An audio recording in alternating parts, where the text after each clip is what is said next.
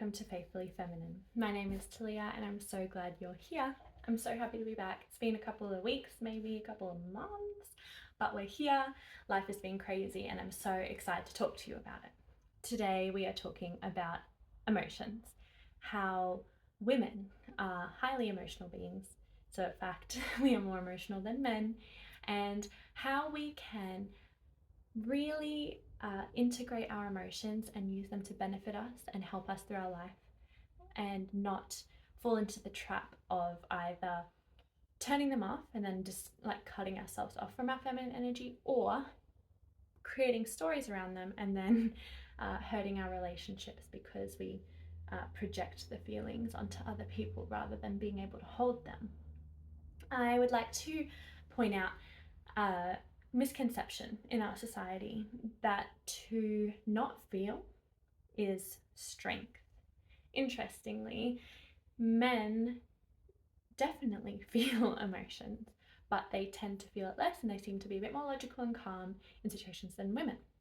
And feminism has had us believe that to be equal to men, we have to be like men, which by the way is very doesn't make sense, because if women are equal to men, then shouldn't we highly value the fact that women are emotional, that we need more sleep, that we don't need to work as hard?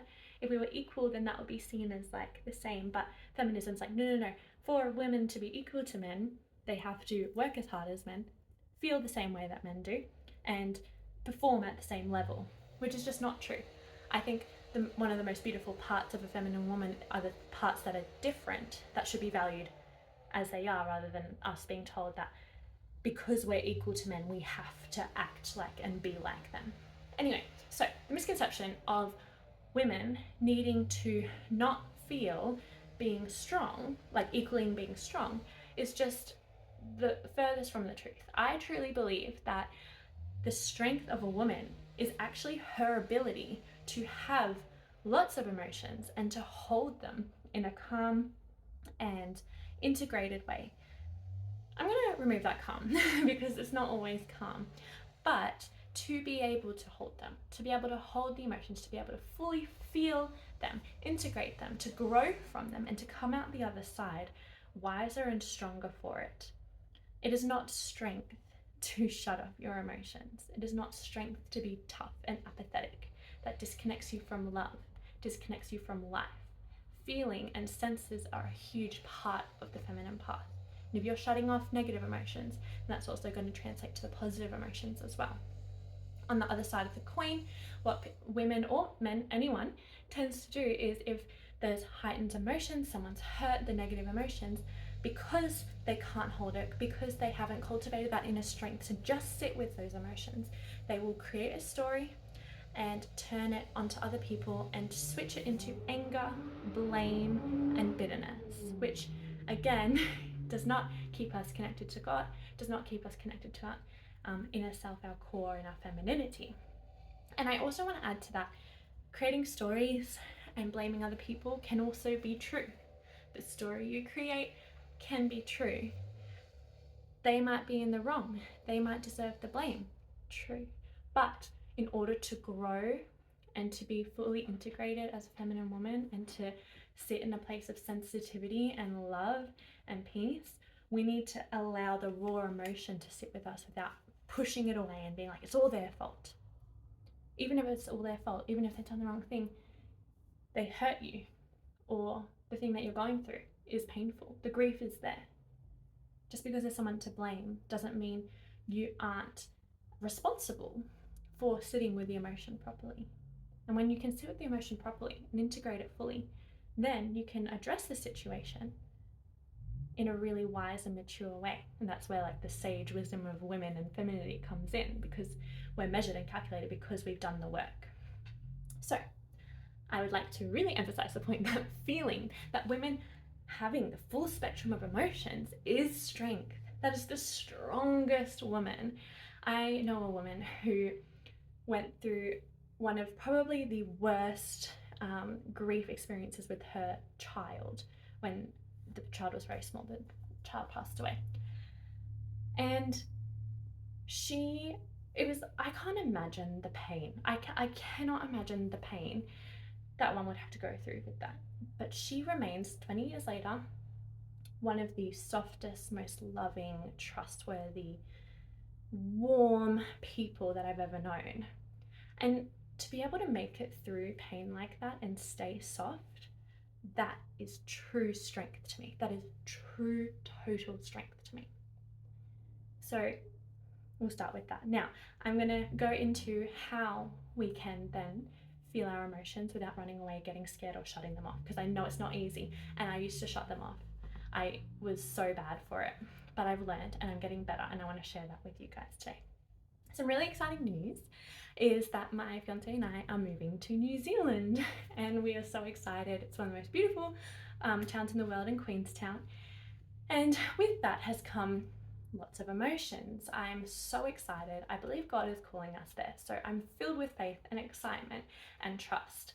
However, on the other side of that, I will be leaving my family, and I have built up a little bit of a community in the city that I'm in right now. I've been here for about a year, and I'm feeling lots of feelings of grief, guilt of leaving my family, and there is fear there too. There's trust and fear.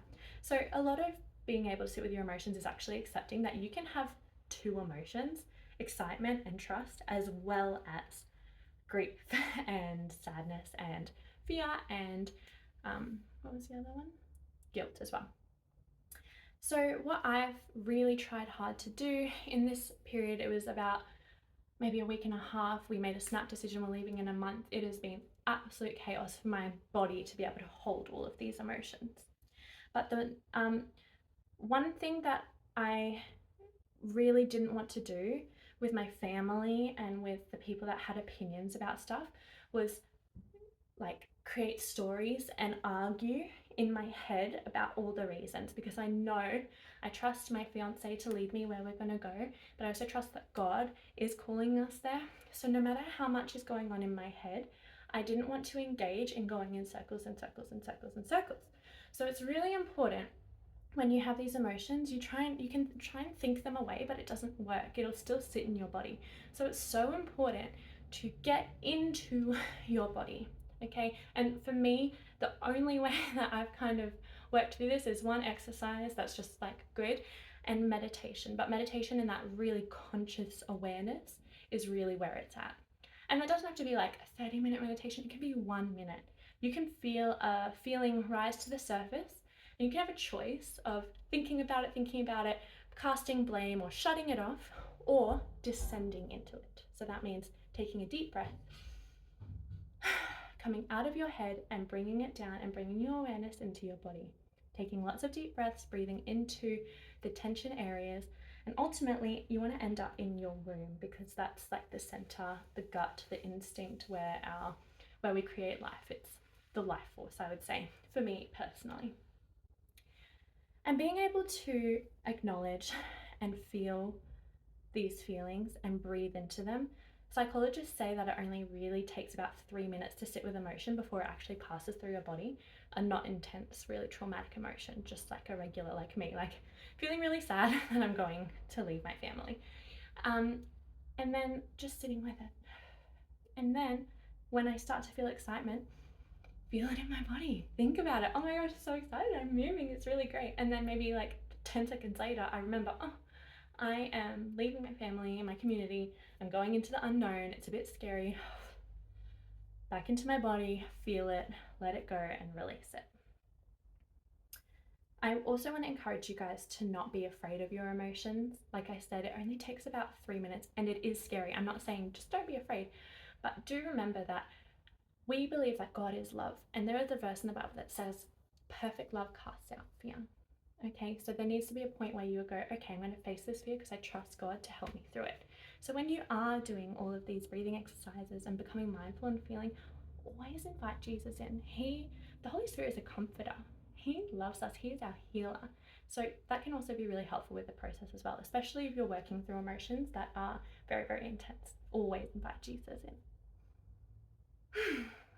So I'm just looking at my notes to make sure I haven't missed anything. So really the biggest step for me with my emotions is learning to shut off my mind and the stories and the distractions and coming into my body and feeling it. And it's okay if you're feeling one way one second and another way another, like in my situation. Or maybe there's something you're going through that is really difficult and it's just negative emotion. That's okay. Take your time to feel it. Take your time to grieve and to go through all the processes of feeling as much time as you need. Like I said at the beginning of the video, the strength of a woman, I do believe, is her ability to feel high sensation and come out the other end having fully integrated it and not shut it off or not blamed anybody else. Also, one more thing I will add is that it takes baby steps. When I moved to England a couple of years ago, I didn't let myself feel any of the negative. I don't even think I cried. And it has been a journey since moving to England of me getting more in touch with my emotions. And now I've only been back in Australia for a year and I've cried so much about leaving. It's crazy. But sometimes it's just tiny baby steps. It takes a long time, and I think it would be quite wrong to assume that if you've never really sat with your emotions, then you could sit with your emotions for half an hour and they just be gone.